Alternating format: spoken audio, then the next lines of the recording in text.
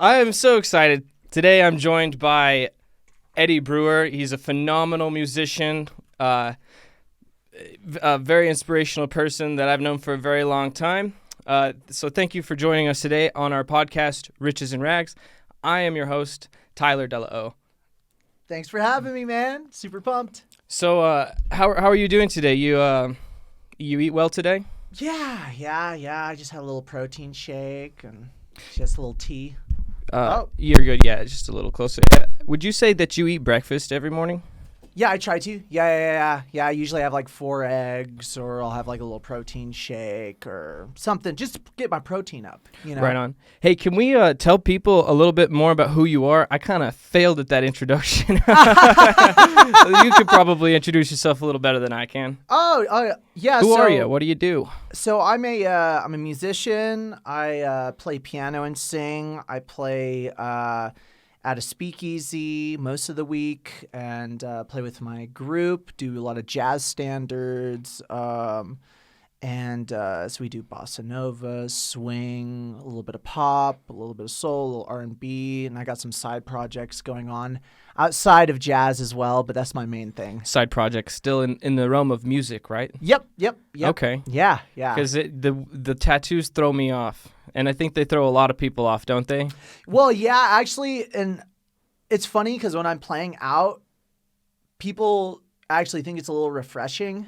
In what ways do they think it's refreshing? Well, because they don't expect me to be playing like Chet Baker type stuff or, Frank Sinatra songs or Dean Martin or anything. It's like, what's the word? Juxtaposition? Is that what it is? It's kind of contradictory. Sure. I might be using that word wrong. I totally could be.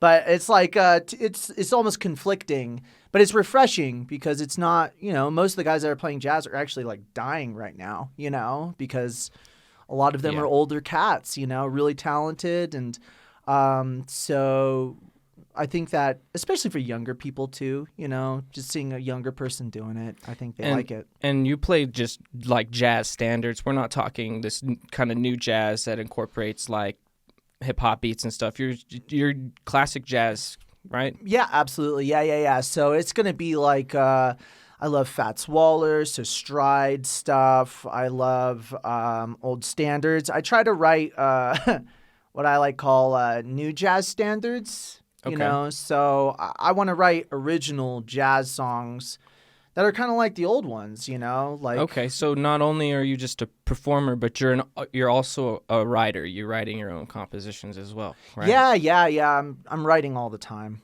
Yeah. And you've got some stuff online. Is there a place where people can find you? Oh yeah. Like if anyone we're actually live Twitch streaming right now, so we might have people popping in. So Spotify, iTunes, also got a music video. It's called Valentine. So we would type Valentine and Eddie Brewer, your name? Yeah. That's I've seen it. It's a nice video, man. It was very well done. It was fun, and that's the place I work at too. The place I was filmed at, Vernon Speakeasy. So, okay, I'd like to get into this too because it was a very well-made video. I mean, in the house that the restaurant produced it for you? Do they have an in-house camera guy? Oh, no. So that was my friend Steve Mays. Okay. And Steve, he's amazing. He put a movie out called Caffeine and Gasoline. In my old group, the Despots, which was like a rockabilly, psychobilly thing, we've played together, our bands. Yeah. And so in the Despots, we actually had a performance in his movie. He asked us to be on it because a friend of ours, she recommended us to him. Heck yeah. And me and him were talking, and I was telling him, after I wasn't in the rockabilly stuff anymore, I was focusing on jazz. I told him my idea for this video, and he was on board, and he's a great guy, man. He put a lot of time into it and a lot of effort, and him and his daughter, Kaylee, they're amazing. They both did it. Heck yeah. How did it unfold as far as the writing of it? Did he take care of the directing of the whole video itself, and you just brought the music to him?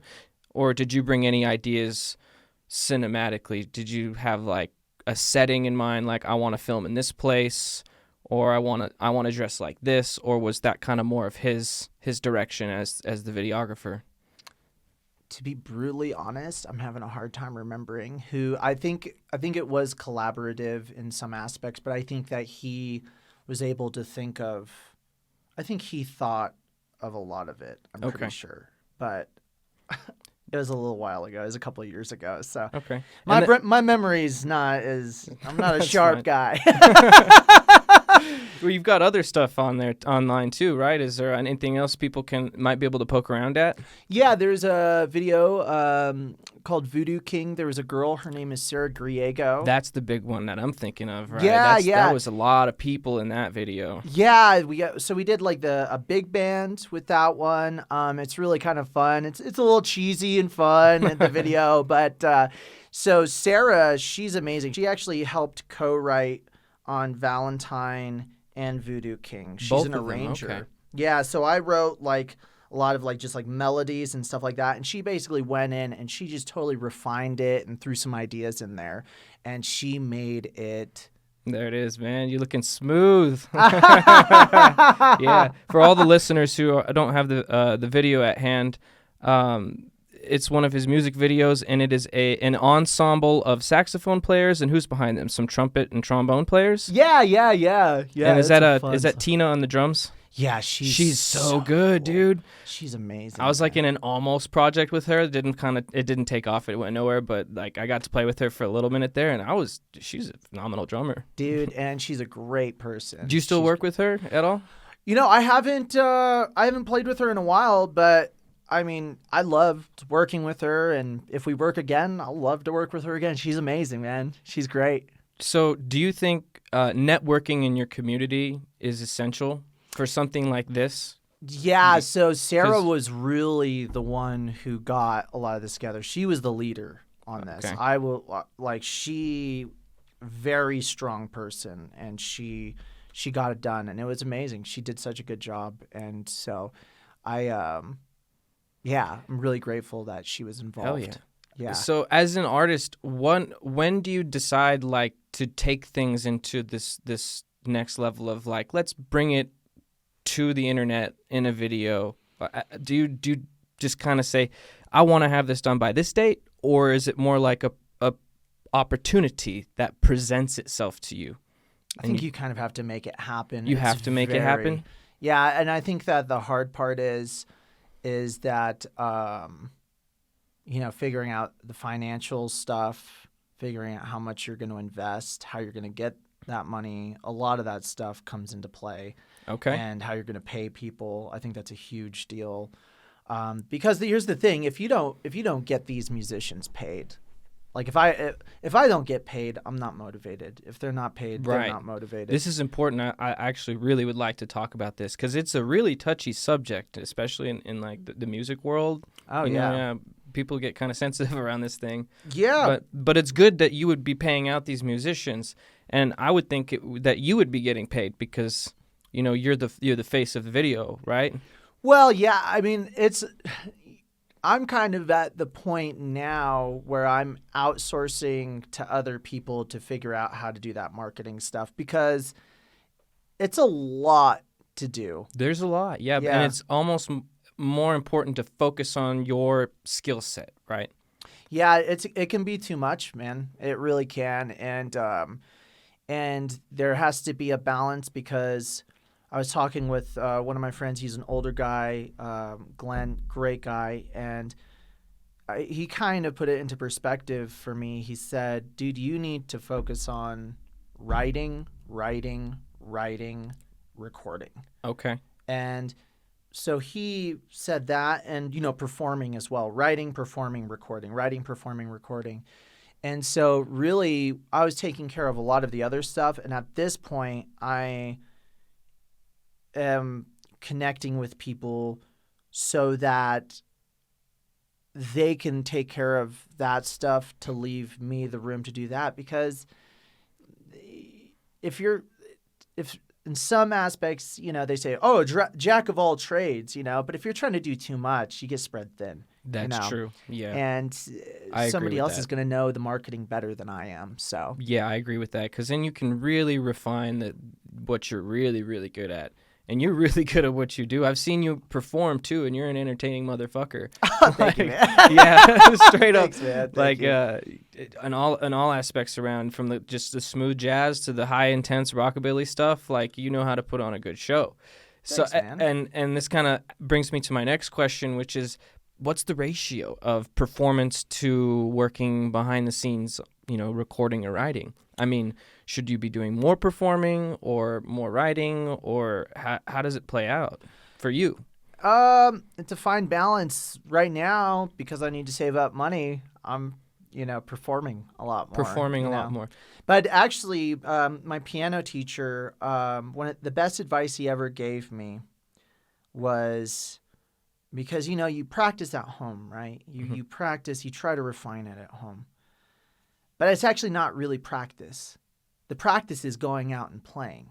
Yeah. Okay. Because if you perform, the more you perform, that's your practice. You have to play through the song. You don't get to try over again. You have to play through your mistakes. Yep. You have to be vulnerable in front of people. You have to learn to deal with that vulnerability.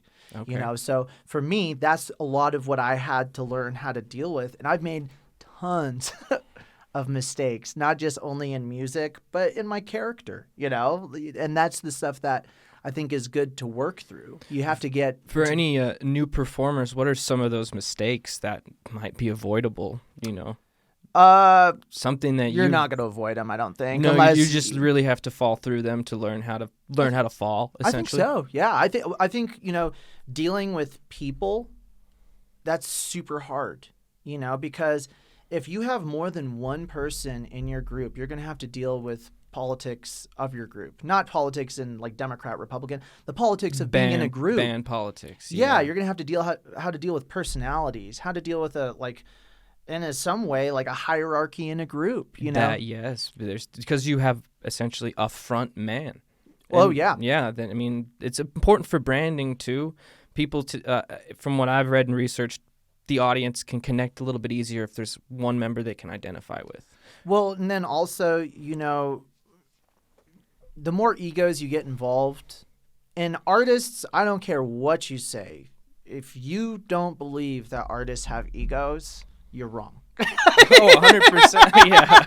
That's our whole thing. Our whole thing is ego. It's an image thing. Mm-hmm. You're putting it out there. There's no way to detach that completely. Like you can sit back and try to look at it, Okay. But you're going up there and you're performing in front of people. That's very egotistical. I think that's super important to recognize. How do you keep your ego in check? How do you keep your ego in check? It's gotten out of hand. Yeah, look at that fucking shirt, man. Yeah. It's gotten out of hand. And, and that's and I think that's part of falling. You have to learn how to I was thinking about this the other day. I was reading this book, and this guy brought up a word, and I loved it, man. And it was pseudo-humility. Pseudo-humility. Yeah, like pseudo-intellectuals. Yeah, but like this fake. is pseudo-humility, right? And I was Can I have an example? What? So this is the best example that I could think of. It's if somebody says, "I'm the worst," somebody's like, "Wow, you're a great bass player," and he goes, "No, I'm not a good bass player at all." Okay, it's a certain way to receive a compliment. Well, it's kind of like instead of actually being humble, you're just putting yourself down. Okay. There's a quote I like from C.S. Lewis. He said, "Humility is not thinking less of yourself, but thinking of yourself less."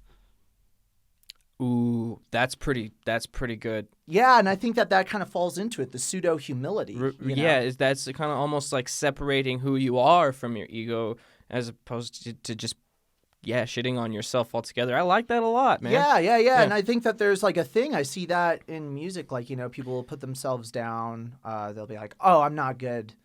I realize that I do that sometimes. Somebody's like, "I really like your song," right? The first thing that I'll do, I was like, "Oh, well, but I was like, it's kind of rude. So how would you take a compliment? Like just a polite way? How would you take it? Like, thank you so much. I really enjoyed it. Yeah, that's good. Some people don't know how. It's good because I like to keep this kind of also for the viewers who might be in this realm of what to do. Yeah, right? yeah. Yeah. Some people who are new to the game or even halfway through. Do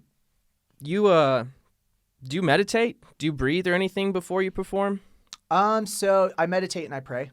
Okay. Yeah, so I sit there and I take a few deep breaths. I do a prayer, and then I perform. And this is a moment in the moments like right before the performance, or just during the day at some point. Both. Both. Yeah. I meditate in the morning, usually about 10-15 minutes, and then I pray after. Okay. And then during a gig, I usually sit there and I meditate for a bit, and then I do just a little prayer to get me tuned in, Okay. and then because like you have to tune a piano. I feel like really you should be tuning yourself. I should be tuning myself, before I play. If you're gonna tune a piano and I'm not tuned up, Okay. like, That's a good way of looking at it. yeah. I mean, that's my. Everybody has their different thing, and that's just my. I'm a creature of habit. I need a ritual and a routine going into things. I think that's important too, because your habits will eventually be what you are, right? Yeah, and I'm a flawed man. Yeah, but you build those habits of breathing, practicing that every day. You're gonna get a little bit better every day. Yeah, and it's I don't know. I think that for me, it's just it's good to just get into a good headspace and to just be connected and just not be. There's so much thoughts. The worst thing to do when I'm playing is to think About anything or about. Well, just I think if I think too much, it kind of makes everything a little tense. I just want to be in the moment playing. Yeah. And I want to enjoy the song. Sometimes it's hard because I'll be thinking about something else, and that's never a good place to be. No, music is transient. It requires you to be right there, every note, every beat. Yeah. And also one of the hard things for me to do is, like, let's say that I'm playing Fly Me to the Moon, right? There'll be times when I play it and I'm just playing it. I'm playing it how I play it. And then sometimes I'll forget. I was like, wait, this is like a love song. Like, I should be singing, I don't know who the girl is, but whoever this girl is, I should be singing my heart out to her. Okay. Yeah, and sometimes it's hard to remember to do that, It's the difference between playing and, like, playing, like just going through it or, like, experiencing feeling it. Yeah. Essentially, being where the writer was mentally. I like that, man. Yeah. And do you incorporate yoga with your breathing and praying? Yeah, so You're a big yoga guy, right? I haven't done yoga in a long time. I've been hitting the gym because I was doing yoga for so long that the gym is so refreshing the past couple of years. Like, Okay. Because I never did the gym before, and so I've just been doing a lot more lifting. I love yoga, though. The great thing about yoga and practicing yoga, I think, is it's all about the meditation at the end. Okay. That's, in my opinion. That's my personal opinion. But it's not about the poses to me. It's all about getting to the point where I'm laying down and finding stillness. And that's the part that I love, is finding stillness at the end of the class. You know? But everybody's experience with yoga is different. Some people really, in the movements, they find a flow that they love, and then they get into this kind of, state of flow, which is awesome too. But yoga definitely helped me a lot in my life, especially with healing. So, but regardless, I mean, the gym too. You emphasize your health. You try and stay healthy, right? That seems to be a big part of the puzzle, a big piece of the pie. That you bake, right? Yeah. How important is exercise and health to you? I mean, is it a daily thing, multiple times a day, a couple times a week? 5-6 days a week. Almost every day. Yeah. With the rest day. Yeah. I think for me, there's 3 things. The most important to me is spiritual health. Second is probably, I don't know, it's kind of a tie between emotional and physical, but I think sometimes those kind of work hand in hand. It all kind of works together. But When you do look at like neurochemistry and actual like things like serotonin and dopamine that have influence on your emotions, yeah, I mean the physical and emotional kind of can go together, right? I think so. Yeah, I think that in getting just moving and just for mental health is just really good. I think it's better than most things. I've done the psychiatric meds thing before, and exercise has been way better. Okay.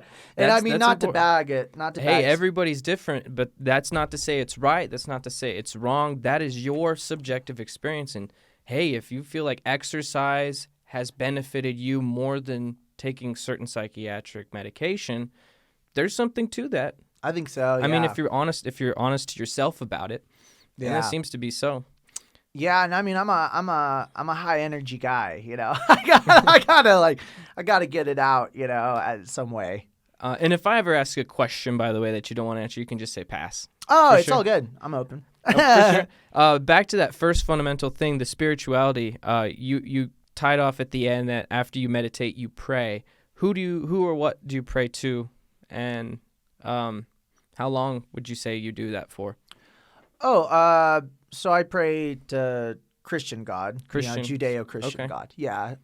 And about 15 to 25 minutes. Okay. About 15 to 25 minutes in the morning and at night.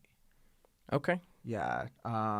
Is it things like gratitude, or is it things like for other people, or? Sometimes it depends. I mean, I have my family's from Serbia, so there's a lot of Orthodox prayers. So there's a prayer book that I use. We have icons in Orthodox. And there's like a whole, kind of ritual that I go through. I use a prayer rope too. It's kind of interesting. What I do is I do more of a Buddhist meditation, then I go into more of a Judeo, and sometimes I love Jewish meditations too. Jewish meditations are some of my favorites, actually. And how are these different compared to a mindfulness meditation or a Christian prayer? What's a Judeo meditation like? With a Jewish meditation, I love it because so they'll take like a Hebrew word. I can't think of any off the top of my head. Maybe like Shema or something, or Shem. Yeah, I think it's Shema. But they'll take one of the words, and then you'll just meditate on that word basically, Okay. and so it's almost like a little bit of a reflection, but you just deepen into that word because each of the Hebrew letters have very deep meanings to them. Okay. Aleph, yeah. So there's this YouTube channel that I went to, and it was for Jewish meditations. And this guy, it'll show you the image of the Hebrew letter, and then you envision that letter, and then you envision it expanding and then taking root and hold. And because in the old Jewish mysticism, they believed that everything was carved out at the beginning of the universe, so that there was these like energies called spheroids, and they basically, one of them exploded, and then it carved out the universe from these almost immaterial forces. Neat. Yeah, I like it. Cool. It's I think cool. it's It fun. sounds almost like a Big Bang. Yeah. I love the Kabbalah and a lot of that stuff. I think it's just fascinating. I think it's super interesting. I love the old mythology and old meditations, and A lot of that is our ancestors trying to talk to us here in the future. They're trying to leave us clues, advice, stories that they think we should be knowing. You seem to have a keen interest and significance about your heritage. Do you think that's important for humans to be aware of their origins, to acknowledge them, and think there might be something to what my ancestors believed? Yeah, there's one of my favorite quotes. G.K. Chesterton said, "Tradition is the democracy of the dead." Democracy of the Dead. That's so cool. Because, I mean, they're still here. We still talk about what they were talking about. Oh yeah, and, A lot of people. And the cool thing with Native Americans that I love is Native Americans are, I from what I understand, they can memorize things a lot better. Like poetry and stuff. If you put poetry in front of them, they Yeah, a can. lot of Native American languages are oral by tradition. That they didn't have not all, I mean, maybe some of them had writing systems, but a lot of them did not. It was their oral traditions, so that may have played a part in how well they can remember things. Yeah, Like just like that. and I think it's so cool because so we can study where their oral tradition is still now and their memorizing capabilities, and then see that some of our earlier ancestors had that same capability of the oral tradition that they passed among themselves because before they were writing, think about it, like if you can, like when we text something, or like, if you listen to an audiobook, we can go back and we don't put much value onto memorizing it. We don't have to. You're right. Everything's recorded. Yeah, so I have a feeling that we are not very good at memorizing things as a society today compared to before we actually could write things down. I mean, you think about it, like you'd have to remember messages. I mean, 10 years, 20 years ago is a phone number, but going way back, maybe maps, right? Oh, yeah. How to navigate from one village to another or some shit. There was like a old area in India. I don't remember like the specifics other than they had these little mantras, right? And they passed them down and they would train people. Like they had this very rigorous training on the mantra. And they're like, wow, like these mantras, like they're like they orally passed them down, but the people studying them were like, we think that these are like go way, way, way, way back to the ancients, and that they're kept preserved through the oral tradition, like impeccably. And then they were trying to figure out where these mantras came from because it was kind of like crazy sounding. It's not like words or anything. Then they realized that it was birds chirping that they were emulating. What? Yeah, in one of the areas. And so they were emulating these sounds from the animals. So I'm trying to piece this together. The ancestors were maybe observing the natural world, and they were trying to recreate what they were hearing with the birds through chants. Yeah. And then they passed those oral traditions, and then that was forgotten that it was birds. Yeah.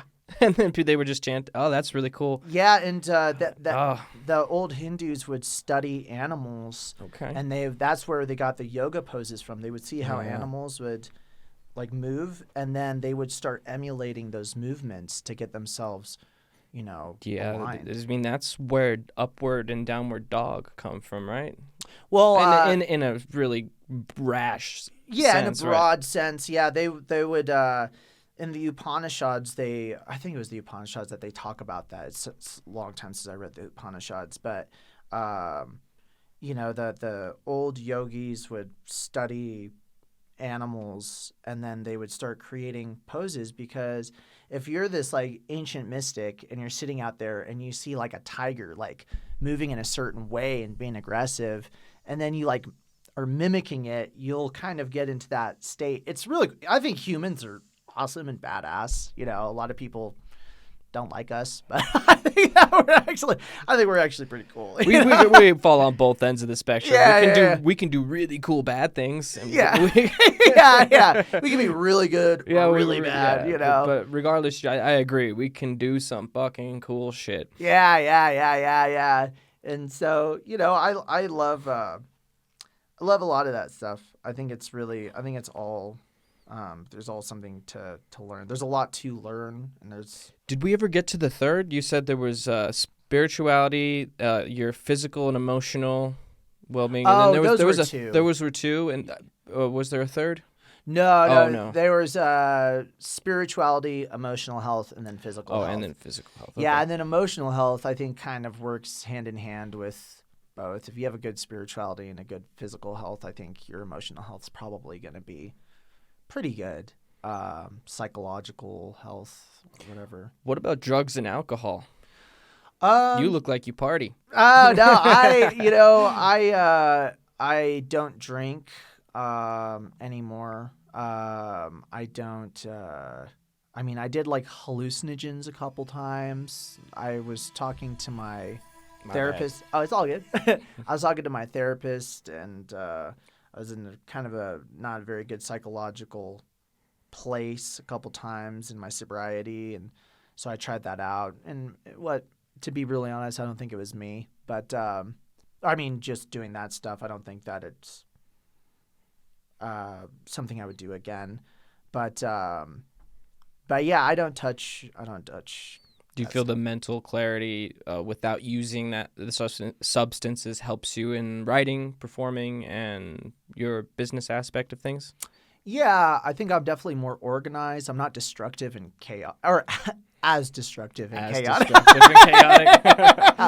I still screw up a lot of places in my life. But it's important. It's important. As do I, man. We all do.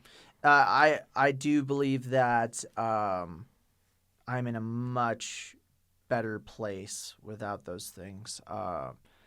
Alcohol, I think, to me, I just think is like one of the worst for me. And actually, I don't think that it's really a great drug. I think it's like one of the worst for culture, society, all of that. And I mean, if you can drink and live a good life, like that's totally cool. Yeah. I've just noticed that has a tendency to create some destruction and in people's lives. And it has in mine as well. So, I mean, I thank you for being honest about it and open about it, because you're kind of notorious for taking your social medias off and sometimes bringing them back on and then taking them off.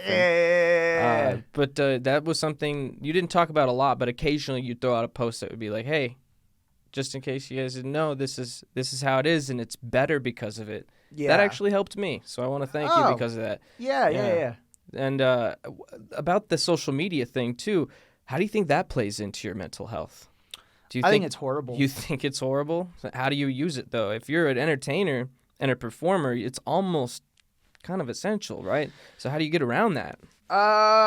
Especially as a front man. Yeah. Dude, that's tough. Well, I think it's super difficult in this day and age to live a spiritual, religious life and also live a modern life. I just think that it's very hard now. And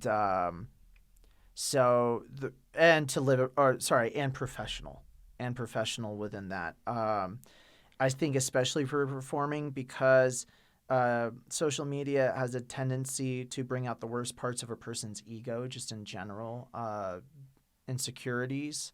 I have to check myself a lot on that, even dating websites, Okay. Checking myself on that.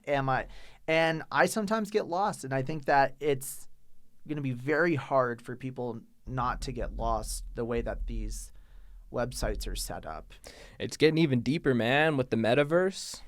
Yeah, I don't think it's a good thing. I mean, that's my personal belief. I don't think it's a good thing. It's almost literally the Matrix, right? Yeah. Getting people hooked up. But it's just, that's kind of the interesting story of the human race right now. We're doing some crazy stuff.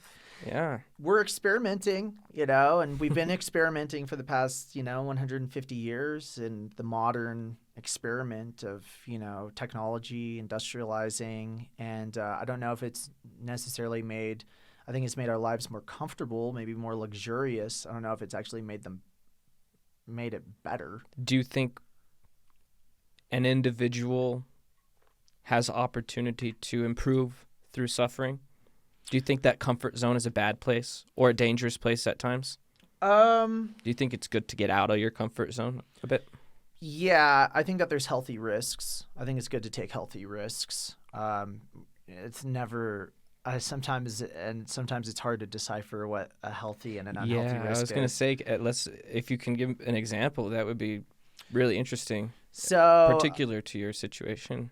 so let's say like asking a girl out, right? Okay, It could sure. be a healthy risk if you're stepping outside of your comfort zone. Maybe you're somewhere you think that she's really attractive, and then you go and talk to her.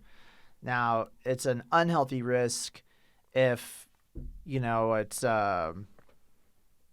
if it's the wrong situation, like if it's not an appropriate situation to be doing it, So maybe if they're at work or something, it might not be, or your waitress, that might not be the healthiest risk. My uncle does that sometimes, but it's not like he's like hitting on him or anything. It's like he goes to regular restaurants. We'll go to breakfast. He's super friendly with them. Oh yeah, right? Yeah. Well, and it's hard to decipher, right. too. To me, on a first term glance, I'd be like, "Whoa, he's really friendly with this waitress." But I come to learn, oh, he comes here every week. They know each other, so that might have been a bad risk if it was to a stranger, but it's a healthy. Right See, there. And it's hard to decipher. Yeah. It's very that's where it gets touchy, what healthy and unhealthy is. What about more on a business or financial end? What are some of the risks you've taken to elevate or kind of boost up what you're doing musically? Thrown away some money for sure. Like paying musicians for the video that you made, right? Well, that's to me that would be a healthy risk. That's a healthy risk. That's a healthy risk. Why? Why is that a healthy risk? Well, because I think that it's a healthy risk.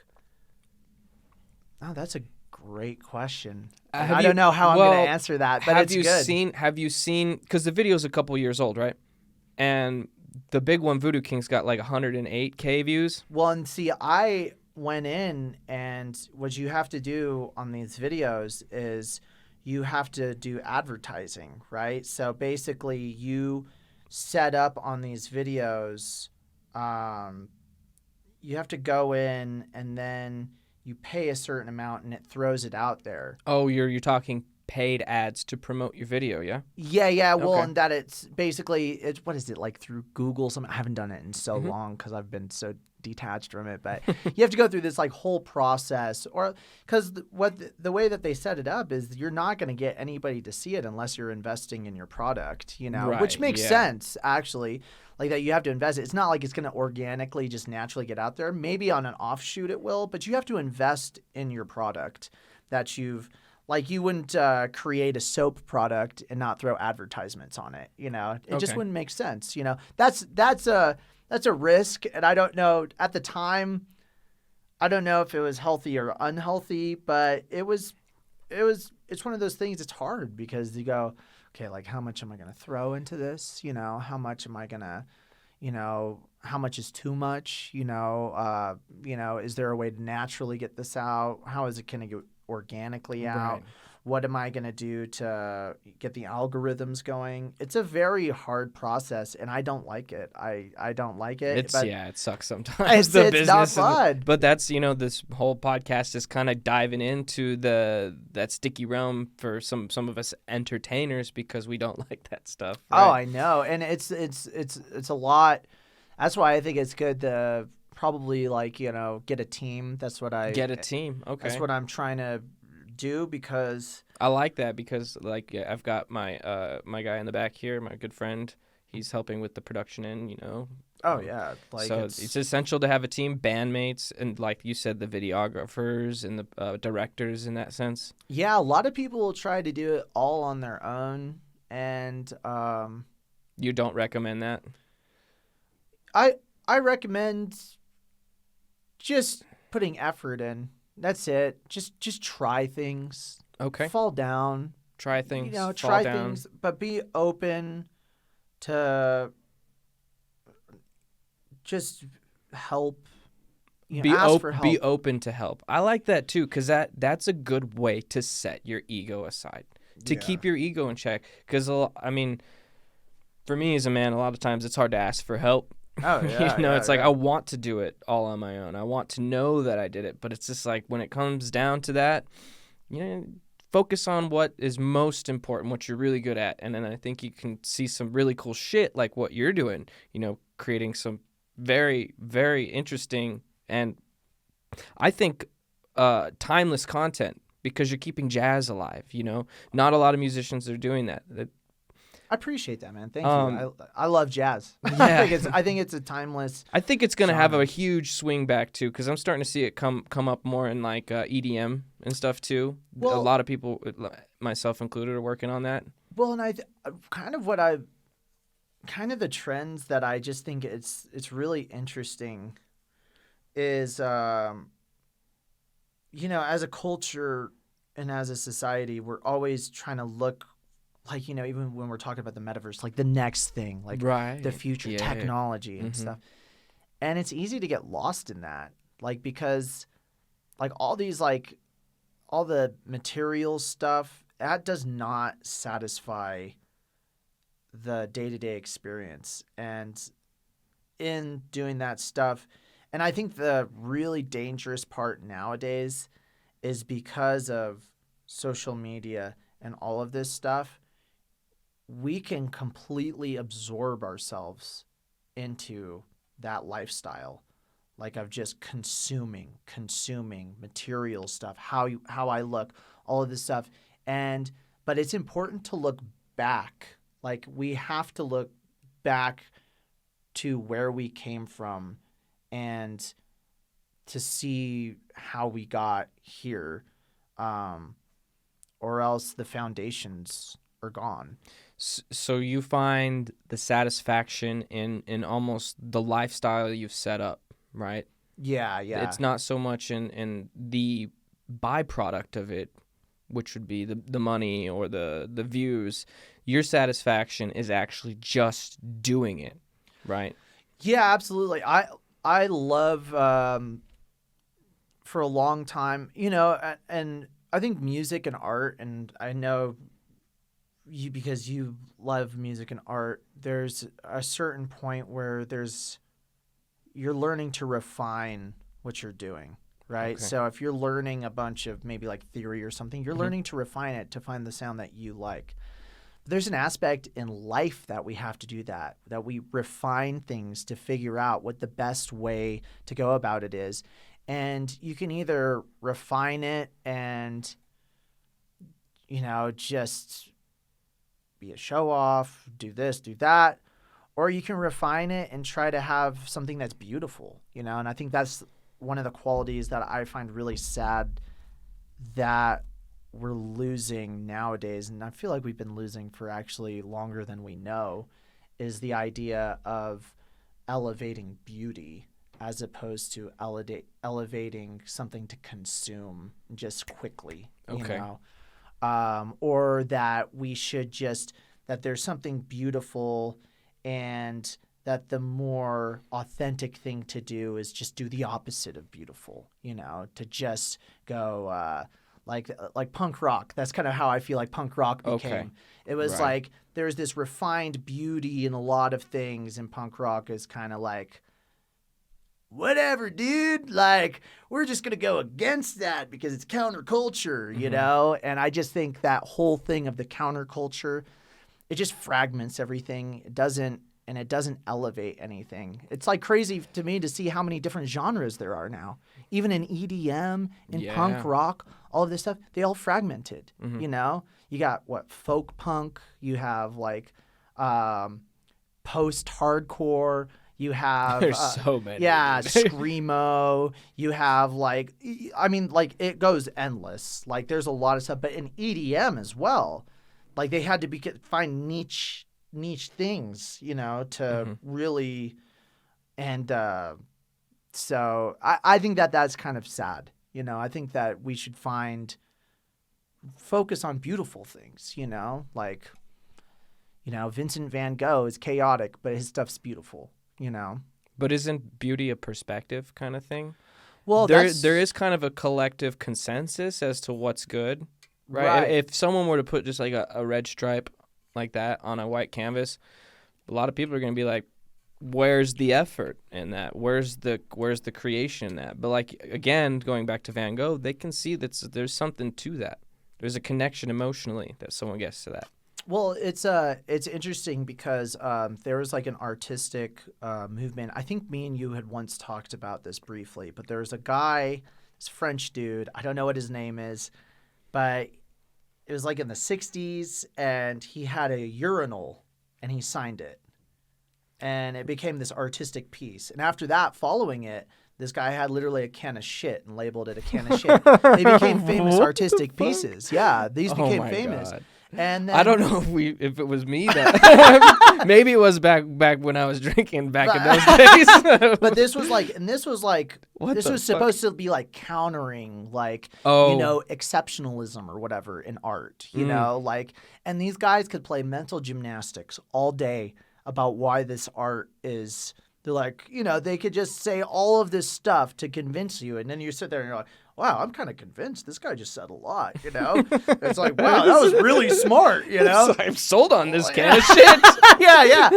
And but I think that the saddest part is from that whole mentality has influenced a lot of where we're at now. I think. want to agree with you up to the extent of certain types of noise art. I am not going to name any names in particular, but there are some artists who will create, and you have to kind of label it on the internet as noise art because it almost does not classify as music. There's no rhythm, there's no melody, there's nothing about it other than sounds, and a lot of people go to these places to listen to a DJ play these sounds, and it's just noise art. Yeah. And to me, I think it's almost created in that punk mentality, the anti-system. Fuck it, I'm just going to make this to make it just because it's bad. Yeah. And then people end up liking it, and it's like, what the fuck? Well, it's the problem with counterculture is that counterculture always ends up becoming the main culture, and it's... So, and it's, you like, this counterculture goes against the retention of heritage, right? Well, sorry. Oh, no, go ahead. Because you think keeping your heritage, remembering your origins is important, and the counterculture, just for the fuck of it, is...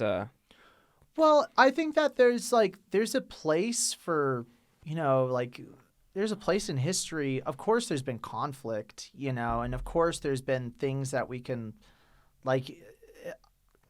The other day, I was, thinking about it, and I was like, man, you don't want to, I notice people will criticize everything in history, or they'll look at history too objectively, Okay. So I think it's important to learn about where you came from, and I don't think a lot of people really know where they came from, or, are really diving into it and really know their origin story, And for me, I feel like even though I've read books about, Greece, the Balkans, where my mom's from, Ireland, England, Europe, all of its conflicts, yada, yada, you only skim the surface, but it's still good to dive into it. And that means learning about how religious history influenced your culture and how you're here now. Science, how that influenced it in these different areas.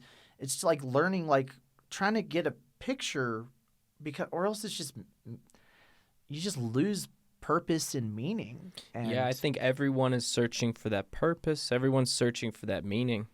Like you said, there's not a whole lot of meaning to just being a consumer, to just putting on a display of a fake image, but there's got to be something to what you're making. Yeah, Well, there's got to be the heart in it.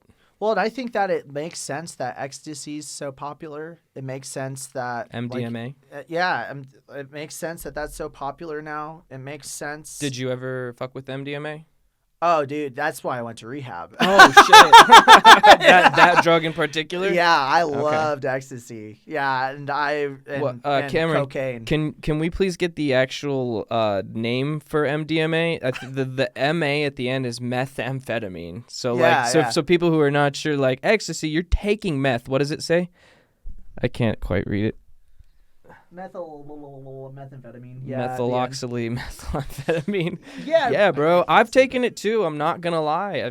done it a lot in the back in high school and college to rave and stuff. Yeah. It does something bad afterwards. I mean, it feels good, but it's at the price of feeling that much worse afterwards. Well, and I think that it makes sense that we're like people are doing so many hallucinogens just in general, like, you know, whether it's ecstasy, whether it's acid, whether it's mushrooms and stuff, because we're like at this moment where we just like there's just too much information, you know, and it's like if you intellectually I heard this if you intellectually dissect anything, you spiritually kill it. Or if you intellectually dissect anything too much, you spiritually kill it. That's what it is. And is this because most spirituality has this faith element? You gotta kind of accept it for what it is without questioning it too much? Well, you know, because if you dissect it with science, you're breaking it down. Well, yeah, and, there's like a quote that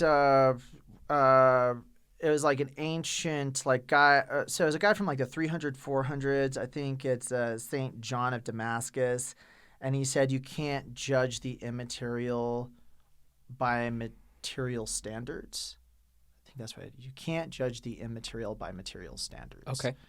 And I think that, you know, it's kind of like if I break down a song too much, like let's say I got obsessed with the song for 2 weeks. Okay. And I just like learned its in, its outs, and I only played it how it is, and I didn't like budge from that, and I just see it how it is, and it's like almost like a classical player, you know. I'm Yeah, just, like, you read it exactly as the score reads, and just playing it exactly how it's played. You're probably gonna hate that song. Oh. You know, I think by the end of it, there's a good chance that you're not going to want to play that song after like maybe 6 months to a year. You know, that's an assumption. I really shouldn't assume that, but I know that when I've played songs that much, for me, my personal experience is I was like, yeah I'm done with this song. I can kind of see what you're saying. This is a little unfamiliar to me because I don't really read. I'm an all-ear musician. So it's like if I'm playing it, I have memorized it, which means I have had to have that interest. Yeah. I did like it. I did feel it. I was very inspired to play it, and then there's no way around it but to memorize and listen to it. So it's like, yeah, I could see how playing something rote, just reading it, would just kill it. Well, you know, the funny thing about the classical players, like when they were writing these songs, is they were actually master improvisers, and they never played the same song twice. Oh, so they were just kind of, the score was a rough template of what they would be flying around on the keys? Well, they just had no way of recording it, so they had to write down what they decided the best version of it was. Okay. So the most refined version, basically. But it was fair to assume that back then it was a unique performance every time. Exactly. Yeah, that's cool. It was. That's cool. They were. I mean, that's why to me, jazz is really like the evolution of classical, because classical was all improvisation, and it was experimenting with sounds and trying to find beautiful sounds within it. Mm-hmm. But it's funny because once you start getting into about the 50s and 60s, there's classical composers. I was watching this guy, what is his name? Simon Chama, I think is his name. And it was the history of the Jews. And it was on PBS, or the story of the Jews is what it's called. Great documentary. And he was talking about one of these classical composers, and that he was doing a lot of very clashy sounds, like very like it. And I was listening to it, and you can just hear it was just a lot of dissonance, right? And I was like, wow, like you can just see in tons of aspects of our culture, like towards like that mid-century where, you know, you got the can of shit. You got these clashy sounds. Then you start to get like punk rock and noise. Then you're getting louder. Then you're getting a lot of this, and they're getting away from, and you have some remnants of beauty, but now we're kind of at this point where everybody just says it's all subjective. And to me, yeah, there has to be both. There has to be the play. I agree. There has to be the subjective emotion, but it has to be partly like communal and enjoyable, but it has to be beautiful, and you can't just just start throwing that out and making up things around it, or playing mental. I keep saying mental gymnastics, but I kind of feel like that's how it is. It's playing mental gymnastics so that you don't have to create something. Because think about how hard it is to create something that's authentically beautiful. How do you take criticism? How do you analyze what you've written? Do you ask people directly? Do you just kind of pick up on it when you're performing it? Are they comments in the videos? How do you kind of navigate it more towards, okay, this is where people are liking it collectively, this is more beautiful? How do you do that? So just a lot of help and support from people's comments, even if they're nasty comments or hurtful comments. There's a grain of truth to them. But usually the comments that I most take are from the ones that are closest to me. The people that are closest to you. That was my next question. Is there a group of people that you'll listen to more? Mm-hmm. Yeah, my close friends that are willing to be honest with me. Okay, so your age group too. You're not just like disregarding younger or older. Okay. No, and then the guys that I record with, they'll tell me, I don't like your voice the way it sounds here, and we really get nitpicky. Mm-hmm. And I'll even come in a week later and re-record all of the vocals if it just wasn't a good day. Perfect. Yeah, that's good. Or, we'll attack it in different ways. And then I think just performing as much as you can, as much as I can, because it's that's where a lot of the refinement is in performing. Because, and this being a musician, that there's this, when you're performing live, it's like putting your musical, spiritual, emotional state on crack, basically. Your brain is firing off. Oh yeah, it's got to be all engines running. Yeah. And you won't recognize your mistakes when you're practicing, but if you make a mistake when you're performing, that'll stick with you. And then that goes again to, you have to make those mistakes a lot to learn to just snap right back out of it and fall in the groove. Yeah. Because if you're playing with the group, they're not going to wait for you. No. And I've seen that. in a battle of the bands we were in a few years ago. There was a group where the bassist messed up a part and he stopped the song so they could start over, and it's like, no. Why would you stop the rest of the group and start the song over? Oh no. Yeah, no.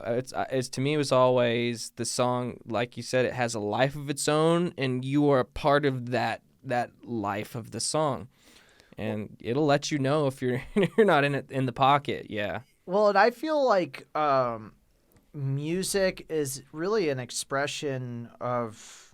It should be an expression of where your soul's at and where your spirit's at.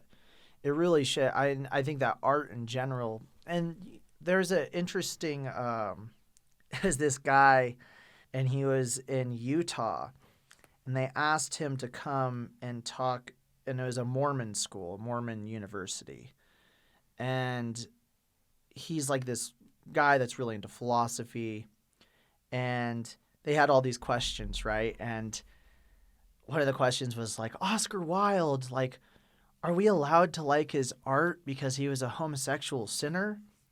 And the guy's up there, and they were like, and is he going to hell? And I like what this guy said, is he said, artists are on a different level. Like, you can't, there's a God, and you're an artist, and you're like crazy. Artists are generally crazy, Ones that are worth a shit are usually fucking nuts. Sure, yeah. I mean, we do celebrate that nuttiness. Yeah. Jim Morrison, it's chaos. These are, and he was like, they have a different offering. They have a different offering to the world, and their way of going about it is much different. So that there's no reason why their judgment would be different, Like, why would a good, all-merciful God, if somebody creates something beautiful that helps everybody out, but they had kind of a fucked up life, why would they, go to hell? Yeah, I And, mean, yeah, but it's I it's liked it. curious, yeah. Yeah, and I was like, but it was cool that he was asking those questions too. You know, it was cool that those are being brought up because it's like, well, the moral aspect of an artist, like, what are they supposed to be? You Well, what know, about something like Hitler's German Shepherd paintings?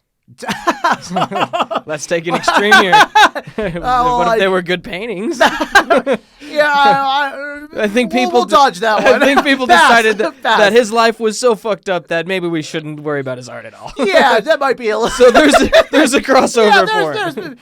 I think you're right on that. R. Kelly, for example. Yeah, Well, R. people Kelly. still listen to his music. Well, but like, it's R. Kelly's music really that great? You know, I never listened to R. Kelly, but you know, I think like, something like, you know, The Picture of Dorian Gray by Oscar Who's Wilde. Dorian Gray? Dorian Gray is is a book by Oscar Wilde, The Picture of Dorian Gray, and it's the one where he's young, and this guy makes a painting of him, and this kind of reminds me of social media. This guy makes a painting of Dorian Gray, and Dorian Gray sees himself into the painting, and he basically says this curse. And he says, I will put all of my like age and malice into this painting, but I never want to grow old and I want to stay beautiful.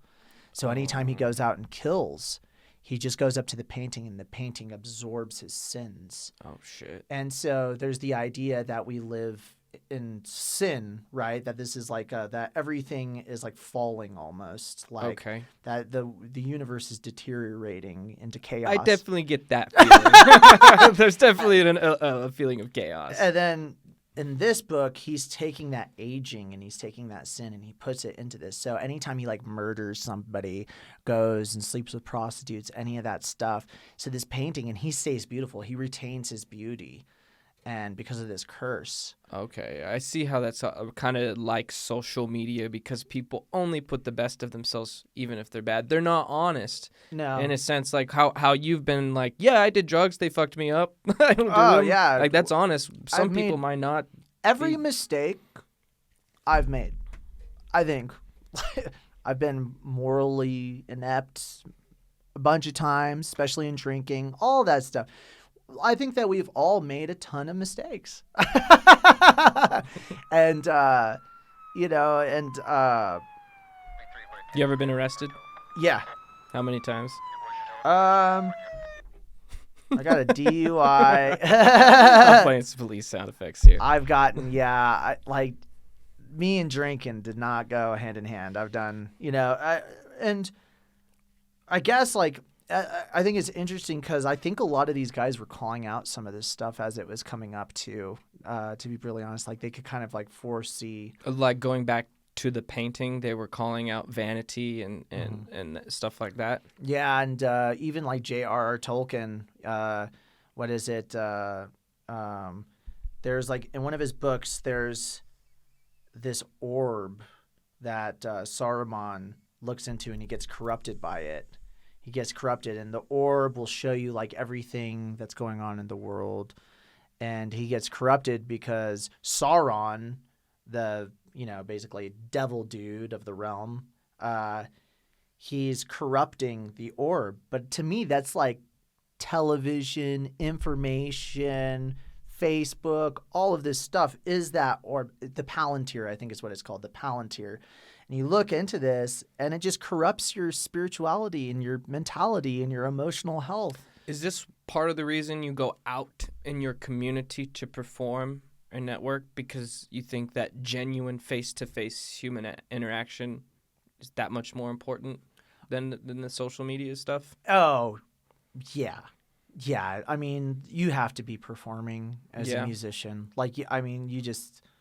Like if you're not, I mean, you've taken away 75% of what it is to be a musician. Okay. Being a musician is being That's a performer. kind of a philosophical statement, right? If you're in an empty bar performing, are you really a performer? If there's no audience? I mean, yeah, are you really performing? Maybe for yourself, yeah. But you know, like I think that you have to have people there, and there's different types of performances.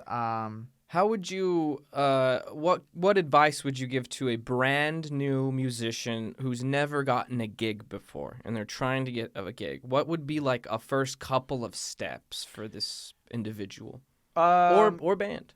So if you're an individual and you're trying to do that, you have to, even if you're introverted, you have to pretend to be extroverted, and you have to go to places. You have to shake people's hands. You have to smile at them.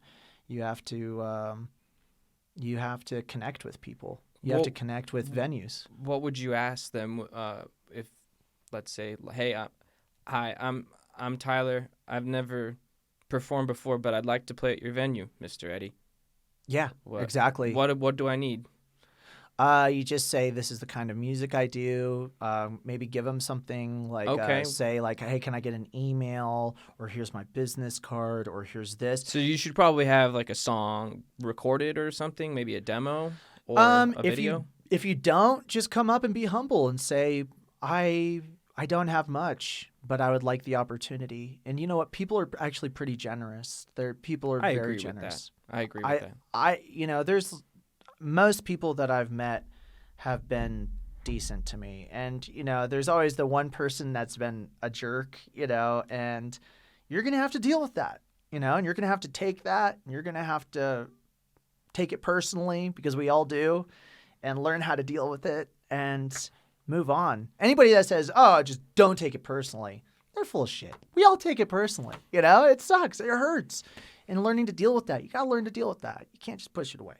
That hurt, that suck. Like, let's embrace it. Yeah, and just to experience it, and that's good. It's not a bad thing. Hell yeah, man. I remember one time I went to, I'm not gonna say the specifics or anything of the place, but I remember I went to this place and I was trying to book the jazz group, and I had made just a burnt CD of the songs because it hadn't released yet online. And I was trying to go to places to get gigs. And I went to this one place, and I brought the CD up to the guy, and I said, hey, man, I play in a jazz group. These are some of the songs. And the guy totally humiliated me in front of everybody. He goes, oh, really? Yeah, oh, my God. he goes, and I was with my friend.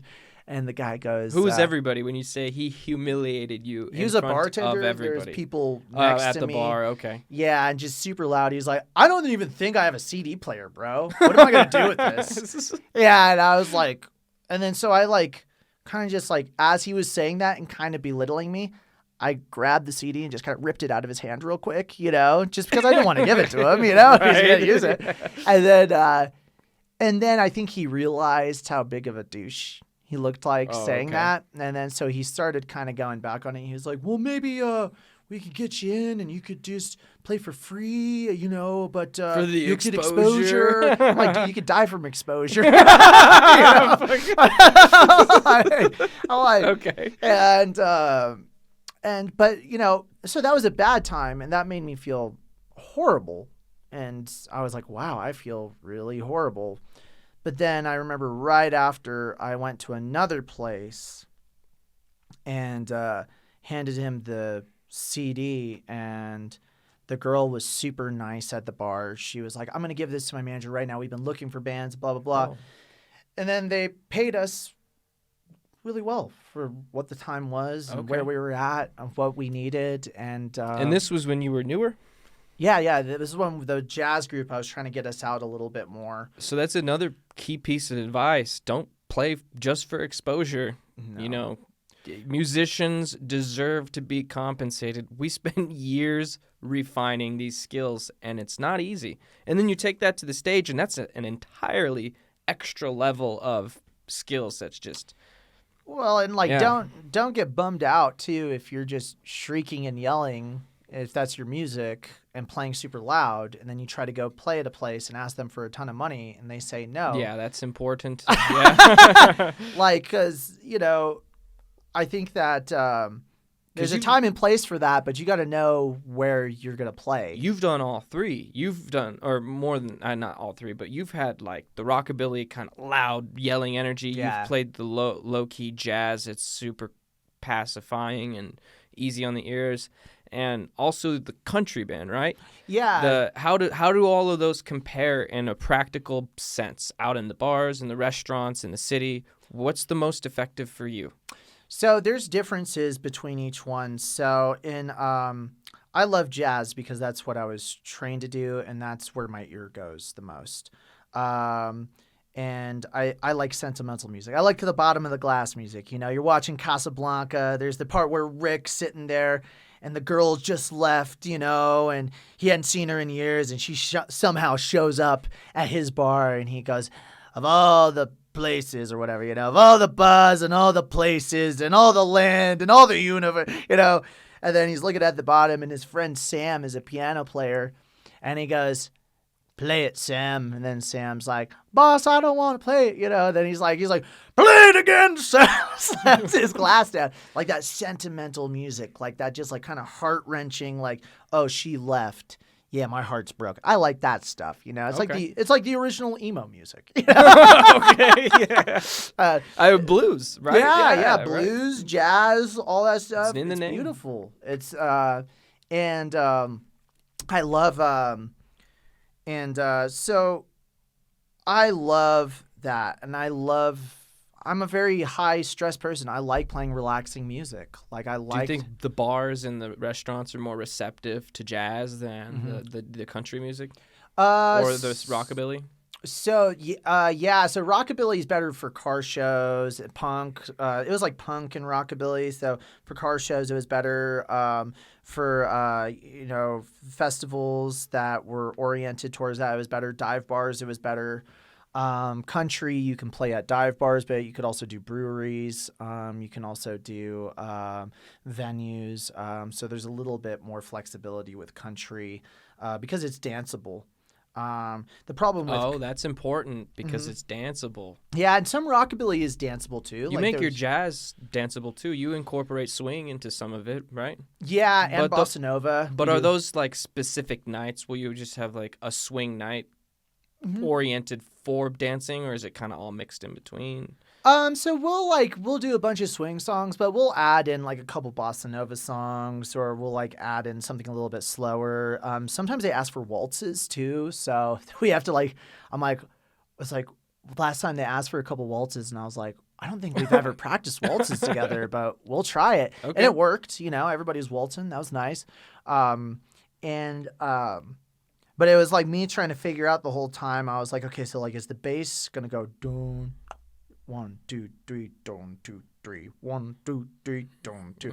And am I going to hit that with him? You know, and I have to just figure that out on the fly a little bit, which is hard. But I think that jazz is my favorite because I love playing at restaurants. And I think I got really burnt out on a lot of the frontman stuff, like the crazy frontman stuff, like where you would wear the fucking leopard speedos and nothing else, just punk rock stuff. And I kind of realized it was a lot of this is what I'm saying about a lot of the mistakes is when I look back on some of that stuff, it's some of the funnest times of my life. Like our guitar player Danny, that was in that group. I love Danny, and I've had so many great experiences and all of the players, we've had great experiences together, ups and downs, and I love that. I love that experience that we've had those together.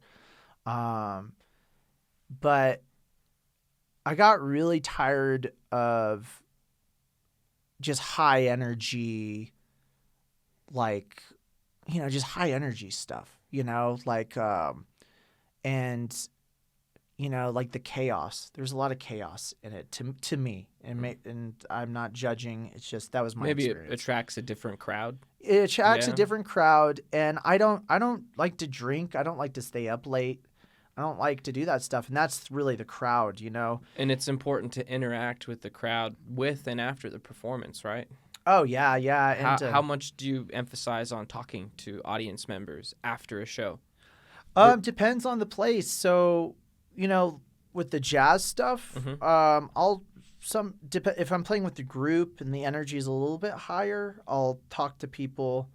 If I'm at Vernon's, if I'm really it's a steak speakeasy. It's one of the oh high end restaurants in town. oh Yeah. if I'm there, what I do is I love being background music there. Okay. And sometimes people are really engaged, sometimes they're not, and I think that I think it's better for me, just Yeah. as a person, because I can get very much caught up in the ego stuff, Okay. very very quickly, and having something that's really even keeled, and then like sometimes I'll talk to people after, and we'll have like a great conversation. Sometimes I don't talk to anybody, I just finish the job and then I go home, and I don't have to carry that with me at the end of the night, which I very much enjoy that aspect of it. And then the country stuff is interesting because you'll get dancers and stuff. But from what I understand, I've played a few country gigs, but especially here, I think a lot of it is oriented towards pop country, and they're asking a lot of pop country covers. That's not something I'm willing to do. What kind of country do you like? I like old honky tonk music. I love Ray Price. Willie Nelson's good. He's not my favorite, but he's good. I love, Waylon Jennings is one of my favorites in the country realm.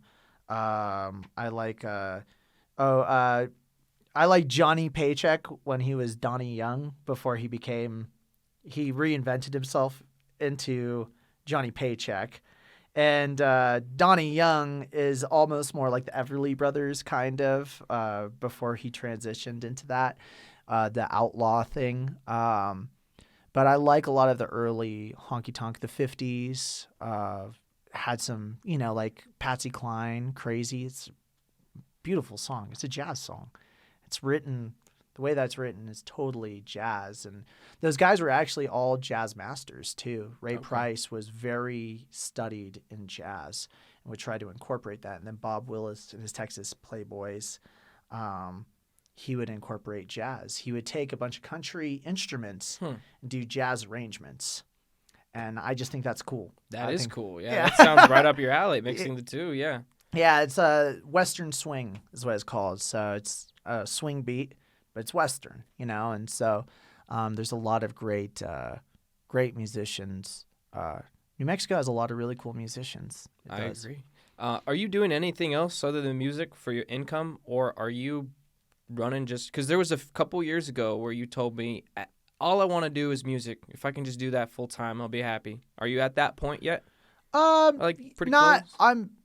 I'm not entirely where I want to be, but getting there. That's still you're on the track, right? You're pushing in that direction. Yeah, that's where I'd like to get. Is just one of the guys that I play with. He's doing that, and our bass player, and he's awesome, man. Where, without giving specific numbers, where are the revenue streams that a musician might get? Vernon's is a regular gig for you, right? Right. That's an important card in the hand of cards is having a regular venue that you go to, right? It's all back to the gigs, unless all back to the gigs. Yeah, unless you're in the higher bracket of musicians. I mean, if you're there's some guys in town that are doing very well. Off of streams and stuff like that and off of releases. But I think that for me right now, it's gigs. And so finding gigs that pay well, but also not sacrificing. There has to be a healthy balance between doing what you enjoy, but also doing what you enjoy, but also appeasing what you need to do. You know? So I think if you can find a healthy balance in that. And the nice thing is I love jazz. Like I've always loved jazz.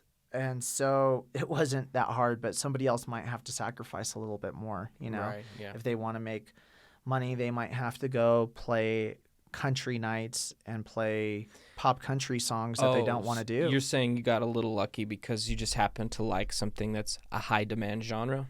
It's an easy sell for restaurants and venues as well. Yeah, and it's so niche that that they generally pay more, right? Because there's not as many people doing it, So it generally pays a little bit better because, you're not going to find a bunch of people playing, jazz piano and stuff that and then a lot of them are, retired. Yeah, old they dudes. don't want to play 3 hours a night, and for however much I'm going to be a little bit hungrier for that because I'm younger and I need to make money. Gotcha. They might be retired. They might have they've already gone. They've had their story play out, They've played with the guys that they want to play with. They've done exactly what they want to do, and they're ready to rest, and chill and relax, which is totally cool.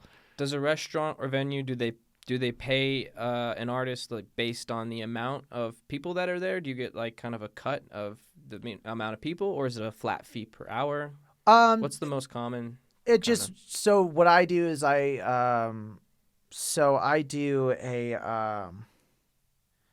do a what's it called? I generally just ask for like a flat rate. I mean, you can ask for a portion of the bar and that, but I don't do. I'm not doing ticket sales or anything because that's not. I've done that before. It depends. It just depends. It all depends. It depends on what you're going in to do and what you're trying to get out of it and what they're trying to get out of it and figuring it out from there. I mean, I usually just do, what's the word? I can't believe I can't remember it, but I just do like a flat rate. A flat rate? Yeah, just like this is, or I'll say like maybe like this is each musician needs to make this amount an hour. Oh, gotcha. I'll do that too. Okay. Or if it's a place that I'm playing at regularly, if they're hiring me on 3 to 5 nights a week, that's great. That's what a musician needs. They need to play almost every single night. That's a good piece of advice is finding a good venue where you can be a regular performer at. Oh yeah. That's huge. I haven't had that happen. Well, and I think that if they're willing to do that, you can be a little bit more flexible with the price. But if they're only going to hire you on once in a blue moon, you better shoot that price up because they're not because you're not going to be there consistently, So that's the difference between a residency deal and just kind of like offshoot events. For an event, depending on what you are too, like if you're a metal band and you're trying to go play at a wedding, then you're expecting to make like, $2,000, $5,000, whatever dollars, like you're not going to make that much, that's because you don't fit the bill. Yeah, the only way I see that happening is if the bride and groom were metalheads and they wanted that particular band. Oh yeah. And then you could charge what a normal wedding band would charge, But if you are a metal band and you're going to play at a venue, you're going to have to sell tickets because that's kind of your lifestyle, That's a bit harder. I think that would be harder depending on whether you're well recognized or not, or it seems unless you have a booking person, a marketing person, whatever it is, I think that would probably be harder. But if that's your path, you're gonna have to sacrifice that. You're gonna have to deal with those hurdles and those mistakes. Like, do you accept donations or sell any kind of like merchandise when you perform? Do you have like a little QR code people can send stuff to? Sometimes people will come up and give me tips through Venmo and stuff, but I don't. I mean, I focus mainly on the performance. That's my main. That's our thing. I could make Eddie Brewer and the Manic Episodes shirts if I wanted to and sell those, but I don't. I think this is good advice because a lot of musicians, including myself, back when I first started that band I was in, you kind of come across these ideas like, oh, I should make shirts, so I should try and sell tickets, and it's like maybe that's not the most effective way off the bat, and maybe not the most effective long term, especially if you're doing something like you. You're going to be home base, working at a regular place. That's good for networking too, because then you build up a reputation. The bar venue can say, yeah, we really know him. We really like him. And bars talk, don't they?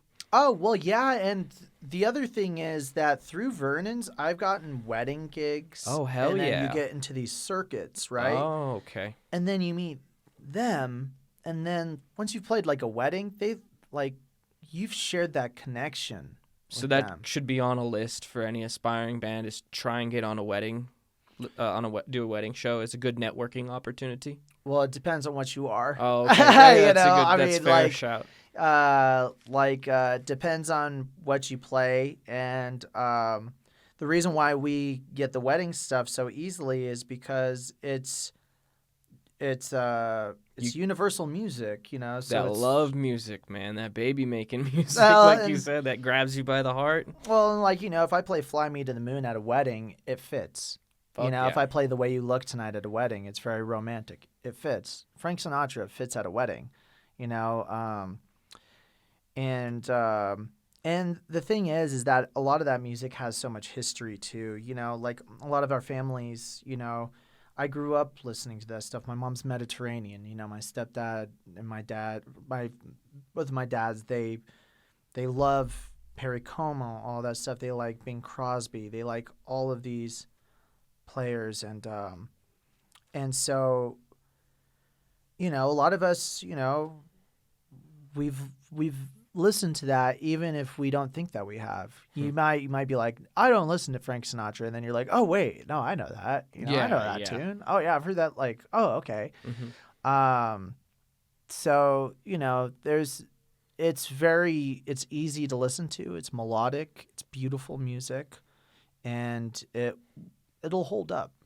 Oh yeah, it has held up over the time that it's been around. I agree with you that it's definitely not going away. Yeah, Elvis too. Elvis is held up. How about your YouTube channels? Do you own those? Are they your YouTube channels? Yeah. Have you hit past 1K subscribers on any of them yet?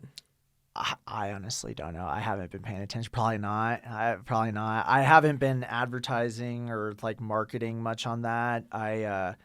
I kind of have a routine that I get into. Okay. I mainly, maybe I should. At I the don't moment, know. are you pulling in any revenue off the internet?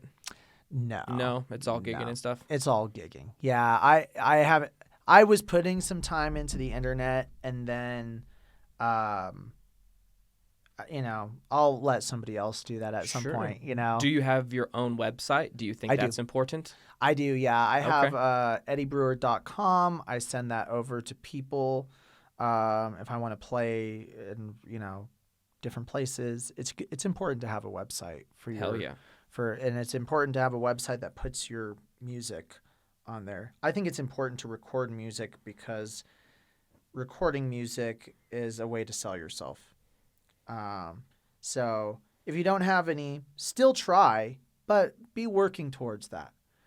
Then, you get everything lined up, and then you start going to people and you start asking them for things. And then if you ask enough times, you'll get something. Yeah, And- keep knocking on that door. Yeah. Hell yeah. Then it's trial and error. It's being resilient. Okay. And it's being, and it's falling down and getting up. Why did you make your website your actual name? Do you think that that's more effective? Yeah, so because it's a marketing thing. It's Same with your band name, right? It's Eddie Brewer and Right. the Manic Episodes. yeah, and I think, whatever a person is going to do, make sure that you have people around you and you want to contribute to their well-being, because that's what being responsible and being an adult is getting people and creating a team and being flexible and try to be patient with people and screw up and say sorry. That's important. It's a good Yeah. thing to be able to say sorry. Some people can't. and Yeah, it's I mean- frustrating when someone won't. And I think it's good, like, to surround yourself with people that are really on the same wavelength as you, um, and then I think that if you as a person that's in a group focuses on getting your people paid, you're going to do much better. Okay. That should be the first thing. And sometimes everybody's going to make a little bit of a sacrifice financially for each other, but that shouldn't be often. Okay. The first thing should be, how am I going to get the bass player paid? How am I going to get the drummer paid? How am I going to get how am I going to get these guys? Because if you focus on that, I mean, don't focus on how, like, you want to focus on how am I going to get paid for my living, right? But you have to include your team on that. If you're not including your team, like, then I've done it, and I've seen other people do it. You can get very egotistical and narcissistic if you go down any other route than that. So it's good to just focus. For me, I go, okay, booking this gig, how am I going to get people paid? Perfect. Yeah. That's it. And it's sometimes fair, it's transparent. It builds good relations, and then people want to work with you again. Yeah. But unless you're a dick, you could be throwing all the money around. I mean, if you're a dick, people are going to be less receptive to that, I think. Well, some people will still work for you, but they might not care as much. Yeah, and I've there's like a certain, I mean, like, I think that it's always the people that don't think that they have an ego that you need to be very wary of. Okay. If a person doesn't think that they have an ego. Like when I asked you at the beginning, how do you keep yours in check? And you're like, it's out of control. Like, I don't, it's a fucking great answer. It's always good to start off. I've never heard that answer. It's a great answer. Well, it's like, I think that part of it is just like, I was reading the other day, and this guy, I really like what he said. He was telling a story, and this nun, she goes up to him, and she's talking about this other nun, and she's like, she's driving us nuts. She's driving us up the wall. She just is acting this way. And then the guy looks at her and says, you're a worse sinner than she is. And then she goes, why? And he was like, because that's her struggle, but you're taking it on. Like, you're making it a thing, you know? So rather than like letting her just be there and just suffer with that, whatever it is, she's taking it on, you know? She's going, oh, wow, blah, blah, blah. I can't believe her. She's getting stressed out. So she's just as bad. You know? She's taking it on.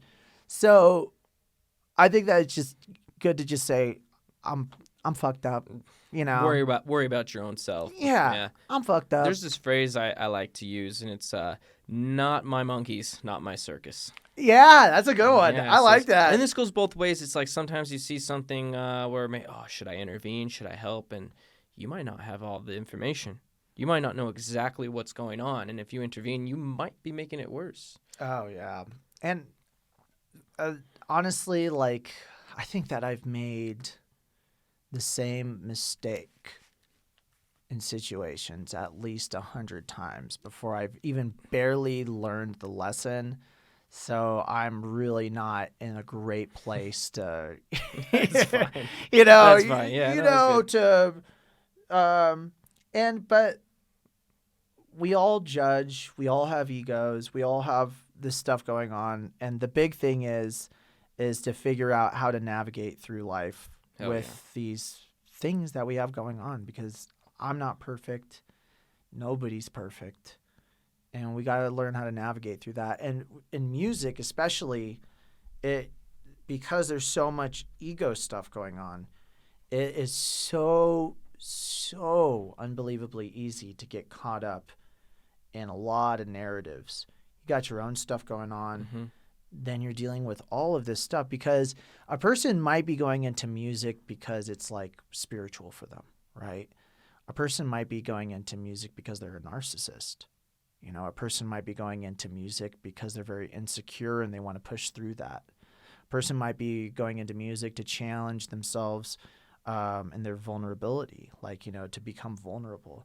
Person might be going into music just for the fuck of it. Like, they don't have any rhyme or reason. They're just doing it because they're doing it. You have so many different things, but you throw all these people together, Yeah. it can turn into a circus. It can turn into a circus. It turns into those band politics, and that's why a lot of bands can't get past a certain point.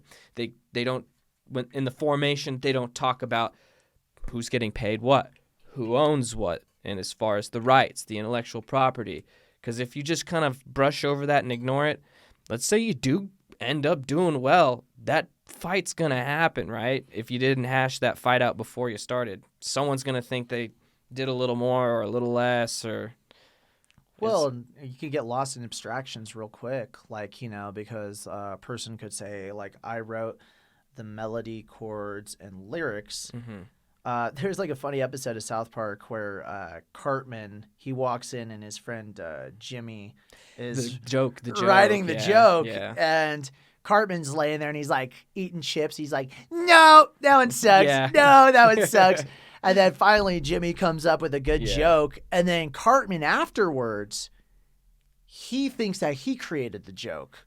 He really believes that he did. And every time he retells it, it's more elaborate. And to the end, he's slaying a dragon and he's a hero. And to get the joke. We do this. We do this to ourselves. We change our memories to make them better. Yeah. Mm-hmm. And it's a thing. And so that's very hard. Like, who owns intellectual property? What is writing a song? Do you discuss that with your bandmates beforehand? Or is it kind of like an after-the-fact thing? Or I'll give an example with me and Sarah Griego. So what we did is... she was for Voodoo King and... she was for a few songs. So there was a Christmas thing that we did. She did the arrangement of all the horns and stuff. But basically, I would write lyrics, melodies, and chords. Okay. I would give her that. Mm-hmm. Then she would go in. She would change lyrics and change melodies and change chords. Okay. And so she would make the song better. But because she did that, I included her as a writer. Right, okay. So I said that she wrote the song with me because she did. She included lyrics. Right, and composition is different than the production rights. Right, yeah. And then, but if I write the melody, lyrics, and chords, I wrote the song.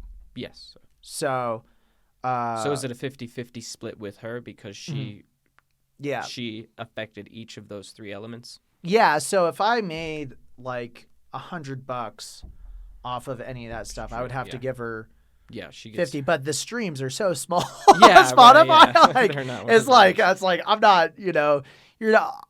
For me, I would love if those songs took off and made a bunch of money. You know. Yeah. Well, I know TuneCore is working a deal out where you can actually copyright small sound bites. We're talking cool. We're talking like 5-10-second pieces of your song, and this is a deal they're doing with TikTok to help like monetize royalties off TikTok, because TikTok is having these short videos with these clips of music on them and they start trending. So I'm going to be looking into that a little more because I'm going to be releasing snippets, right? And if I can be collecting royalties on those snippets through TikTok, that's a fucking game changer right there. Well, and the thing that I've kind of noticed is that so in the technological phase that we're in, it's a lot of like everything's so fast. There's new apps coming out all the time. Mm-hmm. We haven't really pinned it yet. Like, we're not even close to being organized enough as a society to really figure this stuff out. And musicians were getting a little bit of the short end of it. Not the guys like Metallica who have like mansions and then they had to like let go of a Corvette or anything. It's the up and coming artists that are like having a hard time. And you might have a guy like Post Malone that's like, an anomaly that, he, networked with some people, which is great. Network equals net worth, Okay. So he did a great job on that. I mean, it's nothing special, It's right. It's not like he's not Frank Sinatra. He's not Nelson Riddle. He's not a great arranger. He's not a great writer by any means. And I know I'm judging. But he played into his strengths. He's played into his strengths, and he did a good job. Yeah. And so he developed his network, and that created his net worth, That's awesome. And it's good to recognize that. I mean, like, I know that I'm throwing shade about that because... yeah, fuck you, Post Malone. Just kidding. Just kidding, man. No, yeah, but it's also, I think, important for musicians, for us to remember when we see a lot of this stuff, like, especially when you're coming up, like you see, like, Adam Levine with Maroon 5 or Coldplay or any of that stuff. It's important to remember that it doesn't necessarily mean that they were the greatest artists, that they made it up there. It's like Bill Gates, like, he might not be the smartest dude in the world, actually. He might not actually be that intelligent.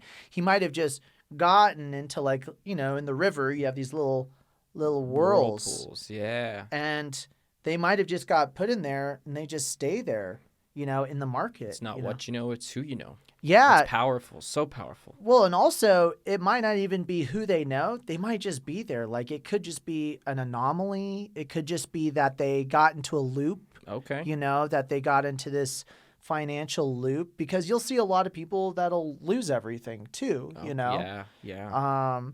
So, you just never know. You never know what the story is. It's sometimes when I see artists that are doing really well, I think it's all natural for us to have, like, a little bit of jealousy and a little bit of envy. It's a natural occurrence in our spirit and our mind that we all need to recognize and overcome. And, I don't know if, as I meditate more or pray more, I'm kind of realizing, like, I'm like, wow, I'm really fucked up. It's kind of like, introspection's important. Yeah. It's like, wow, I'm like really vain. I was like, holy shit. Like, I'm like this, I'm like that. I'm like, oh my God, I'm jealous. I'm super jealous. I didn't even realize how jealous I am and angry at this, So it's important to just try to find perspective and context, because context and perspective are everything. And whether you're recording, like, if you're recording something and you're with the engineers and stuff, get away from that from a couple weeks after you're done recording it, because you need context and perspective. You don't just listen to a 10-second piece of your song after you record it. Mm-hmm. You listen to 30 seconds to make sure that in context and that you get perspective on it, that it actually lines up with the rest of the song. So context and perspective in music is great. Constantly use that to the advantage. I think especially in recording, context and perspective is good. But also just with the career, like, you never know. Would also context and perspective be listening to your demo in different environments?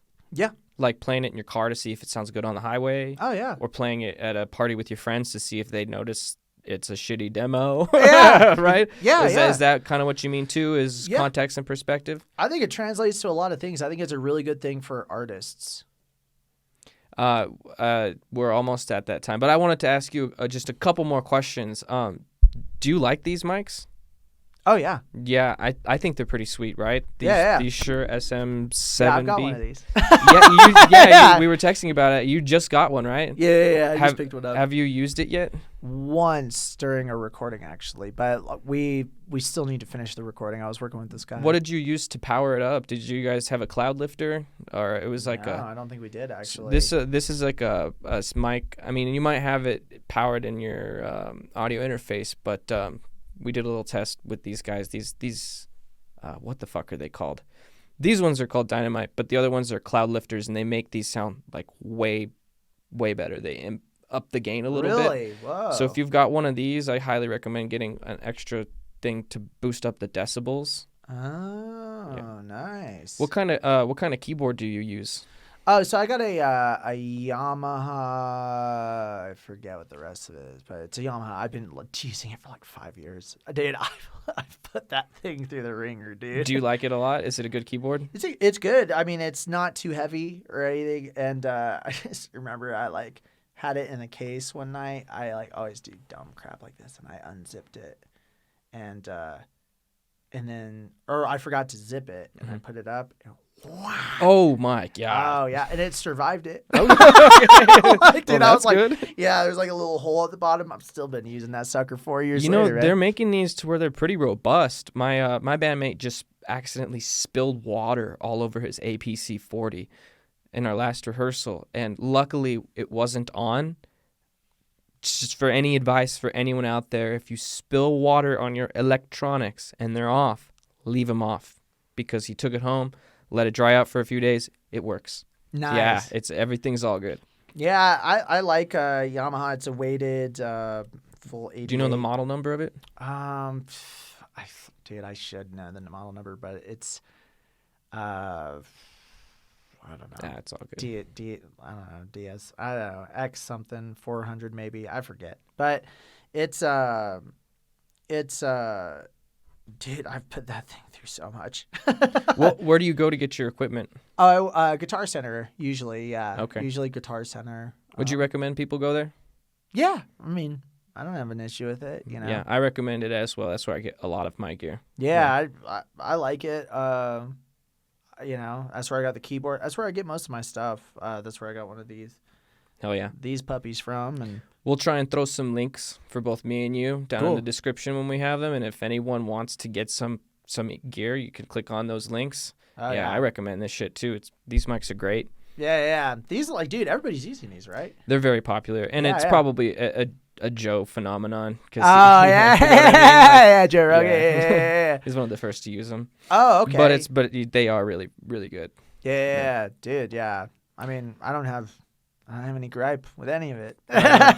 So thanks for tuning in to us at Riches and Rags podcast today. If you want to find Eddie Brewer on the internet, his name is spelled with an I-E at the end. How would you spell your name? EDDIE, and then Brewer's like the baseball team. Or like beer? Yeah, like like beer. The Brewer of beer. Yeah, I guess that's like the baseball team. Yeah. You can go to our website too at delaostudios.com. It would help us a lot if you could hit that subscribe button on YouTube or that follow button on Twitch, and we'll be doing our best to keep bringing you guys more exciting guests. So thanks for tuning in, everybody. Appreciate it a lot, Eddie. Thanks for coming. Hey, thank you, man. Appreciate you guys. Hey, if you're still here and you made it till the end of the episode, we want to thank you so much for tuning in till the very end. We hope that we've inspired you as a musician, content creator, or an entrepreneur to continue pursuing your dreams. If you'd like to support us back at Delao Studios, or if you would like to support Eddie Brewer, check out our video description below. There are 3 key ways that you can help support either Eddie or Delao Studios. 1, it's free. Subscribe to our YouTube channels. Like our videos. It helps the algorithm, and you'll be up to date on all our new guests and all our new videos. 2, check out our websites. They'll be in the video description below, and you might find out some cool stuff that we're not putting here on YouTube. But 3, the coolest way that you could help support Eddie Brewer or Delao Studios while also helping yourself is to buy your equipment through our affiliate marketing links. If you don't know what that is, let's say you're wanting to start your own podcast or project and you need equipment like a nice Lumix camera, a nice Shure microphone, maybe some good Neewer lighting. You can see proof in the pudding. This is what we're working with here at Delao Studios. It's quality equipment. We get it from trusted, reliable sources such as Best Buy, Sweetwater, Guitar Center, and Amazon. And the catch is, if you buy them through our links, we get a commission.